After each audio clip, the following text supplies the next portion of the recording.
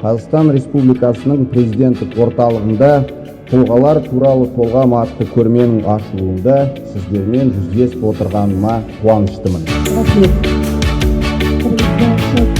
Бұл көрме тәуелсіздік күнімен қарсан келген керемет көрмелердің бірі болайын деп тұр. Себебі тәуелсіздік күнімен қатар көптеген тарихи тұлғаларымыздың ерекше мерейтойы, Мұхамеджан Тынышпайұлының 145 жылдығы, Мұстафа Шоқайдың 134 жылдығы, сонымен қатар тарих сахнасындағы ерекше Сахарада саналағымен есте қалған Сәкен Сейфуллин, Тұрар Рысқұлов сынды бабаларымыздың 130 жылдық мерейтойлығына орнатылған керемет көрмелердің бірі.